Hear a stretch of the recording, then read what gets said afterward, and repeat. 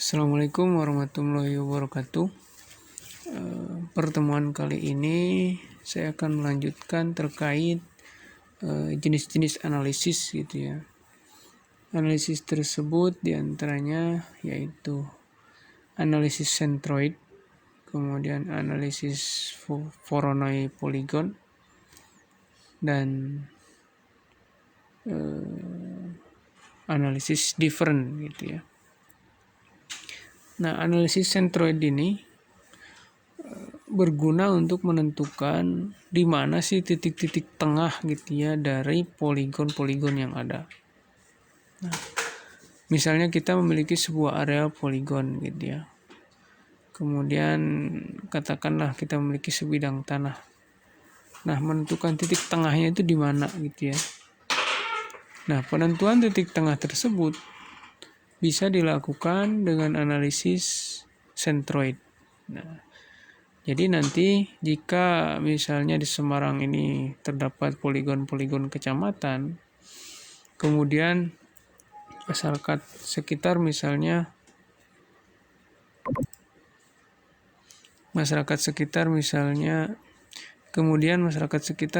mau menentukan titik tengah kecamatan di mana, karena masyarakat mau membangun kantor kecamatan pas di titik tengah misalnya kan. Nah, maka penentuan titik tengah tidak mungkin di lapangan diukur gitu ya, dari batas kecamatan satu kemudian ke batas lainnya, tidak mungkin. Maka dengan centroid ini sangat mudah gitu ya. Ada penentuan sebuah titik kota gitu ya dalam kabupaten misalnya, maunya di titik tengah gitu ya. Di mana titik tengahnya? Nah, maka bisa pakai analisis centroid.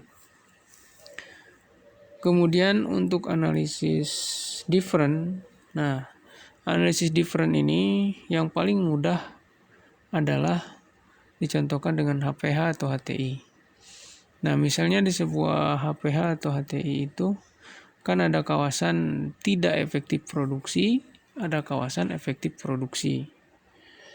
Nah, kawasan tidak efektif produksi ya biasanya katakanlah dilindungi lah, termasuk sarana prasarana di situ. Tidak boleh atau tidak menghasilkan lah, atau tidak ada tebangan lah. Sedangkan kawasan efektif produksi, kawasan yang ditebang untuk KPH atau ditanami gitu ya untuk KTI. Nah, seperti itu. Nah, penentuan mana kawasan efektif produksi dan mana kawasan tidak efektif produksi bisa dilakukan dengan analisis different. Nah, misalnya kalau dalam contoh kita ini yang Kabupaten Semarang, yang tidak efektif produksi misalnya katakanlah batas gitu ya. Ini contoh di Semarang, di hasil digitasi kita. Katakanlah garis batas yang kita buat merupakan garis sungai lah, katakan batasnya sungai semua, katakan ya batasnya itu. Maka kiri kanan sungai harus dilindungi. Kalau dilindungi maka untuk HPH itu tidak boleh ditebang atau tidak efektif produksi. Kemudian misalnya titik-titik Semarang yang kita buat dianggap sebagai mata air lah katakan. Maka mata air harus dilindungi juga dengan diameter 200 meter misalnya kan. Yang kemarin itu analisis buffering. Nah, misalnya titik-titik air sungai harus dilindungi, kemudian sepanjang sungai harus dilindungi, maka yang efektif untuk produksi yang boleh ditebang berarti sisanya gitu ya. Nah, sisanya itu adalah diperoleh dari analisis different gitu ya. Kemudian berikutnya analisis Voronoi polygon ini sebenarnya bermanfaat untuk membangun data spasial dari sebuah data di lapangan yang berupa titik-titik lokasi.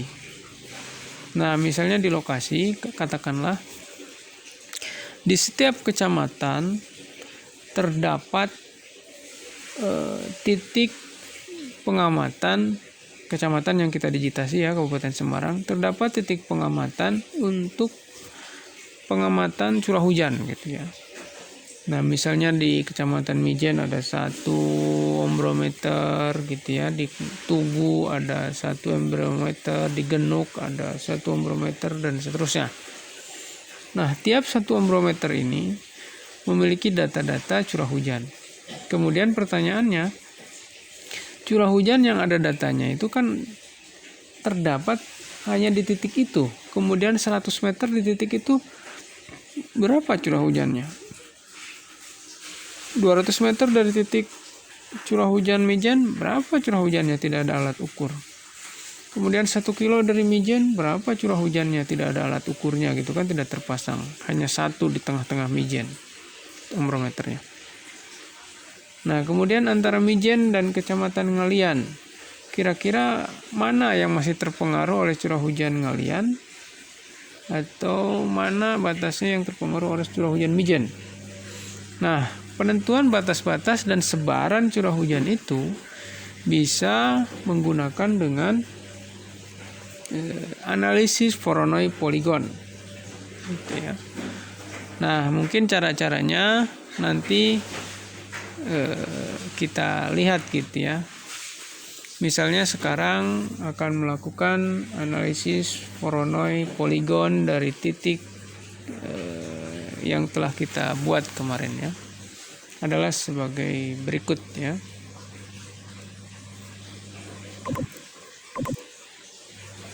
Pertama-tama aktifkan titik Semarang ya.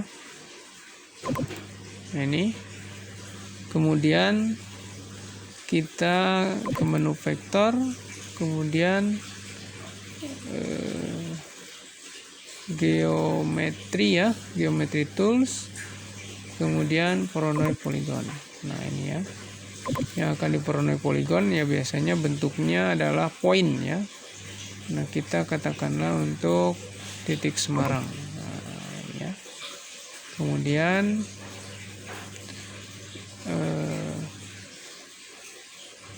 tentukan penyimpanannya di mana. Nah, kita kasih 4 saja lah ya. Ya, saya kasih 4 karena sudah ada angka 3 dan lain-lain ini. Voronoi titik ya. Oke. Kemudian run. Nah, ini ya. Nah, inilah hasil Voronoi Polygon dari titik-titik Semarang yang kita buat. Nah, kalau kita tarik titiknya ke atas, katakanlah ini titiknya kita ubah dulu warnanya karena sama pink ini. Kita ganti dengan biru misalnya. Nah, inilah titik-titik Voronoi Polygonnya. Jadi misalnya ombrometer ada di sini gitu ya, maka data curah hujan dari sini bisa diketahui atau sebarannya sampai dengan di sini. Yang di sini sampai dengan di sini. Nah, itu seperti itu ya. Kemudian yang titik batas ya sampai sini gitu ya. Nah, itu untuk Voronoi Polygon gitu ya. Nah, sebenarnya ini kurang luas ini kalau saya lihat. Coba kita apanya yang kurang luas, saya lihat dari sini ya. Nah, ini jadi cakupannya kurang luas ke sini gitu ya. Coba kita perluas ya.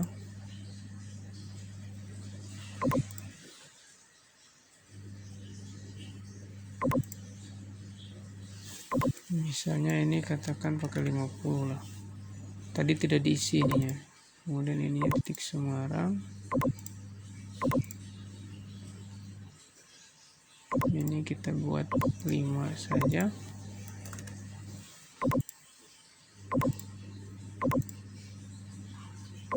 Nah, seperti itu ya. Jadi kalau yang ini karena tidak diisi 50% tadi, maka cakupannya kecil, sedangkan yang ini lebih besar gitu ya.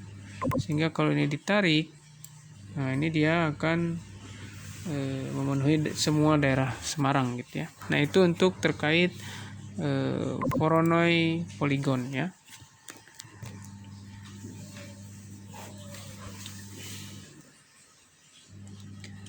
Kemudian selanjutnya kita akan membuat analisis different ya. Analisis different ini katakan kawasan seperti ini ya. Nah, seperti ini. Titik-titik yang biru ini adalah titik-titik yang akan menjadi kawasan lindung gitu ya. Sedangkan yang hijau, titik yang biru, garis yang biru akan menjadi kawasan lindung. Sedangkan yang hijau akan menjadi kawasan efektif produksi gitu ya. Nah, seperti itu. Maka kita pakai analisis different tadi. Caranya yaitu vektor, kemudian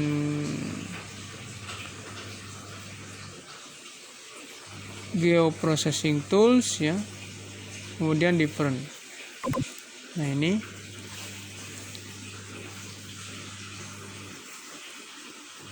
coba yang akan kita differentnya adalah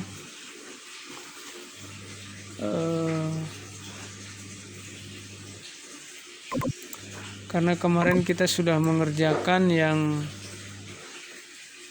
buffering titik ya. Buffering titik itu ada di sini ya. Nah ini ya. Ini warnanya hijau ini. Kita ubah dulu warnanya biar tampak.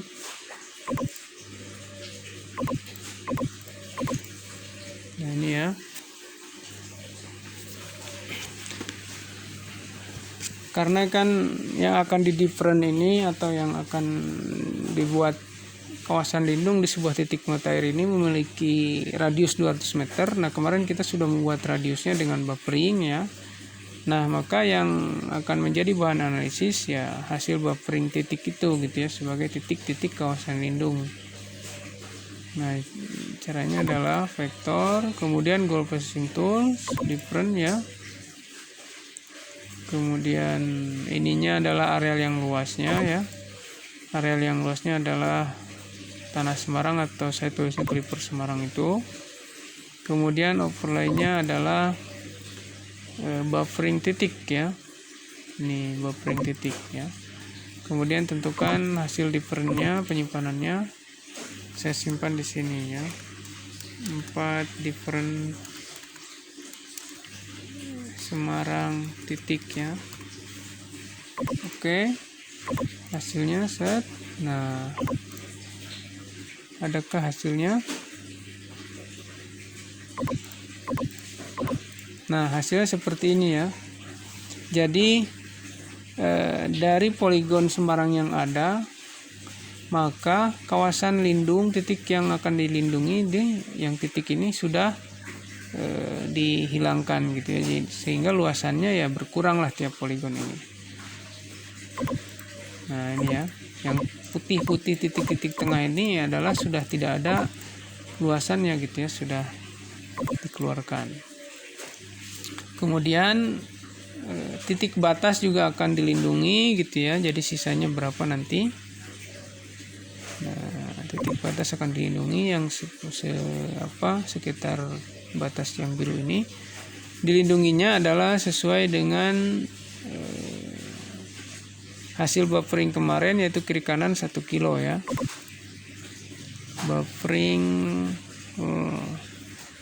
Buffering line. Nah, segini ya. Nah, kemudian kita sama dengan buffering titik tadi ya. Different dengan buffering titik tadi, prosesnya sama. Sekarang different dengan buffering line ya, sama vektor ya, geoprocessing tools, different. Ininya berarti different Semarang titik ya, yang sudah berhasil di different dengan titik. Kemudian bufferingnya dengan differentnya dengan buffer line. Buffer line itu di sini kemarin ya. Nah, kemudian kita tentukan penyimpanannya 4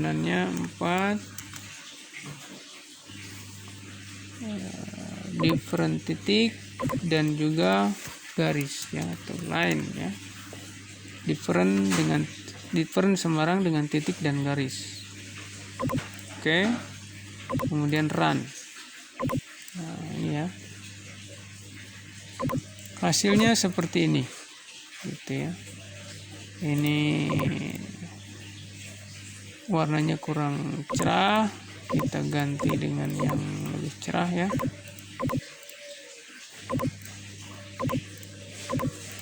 Nah, hasilnya seperti ini gitu ya.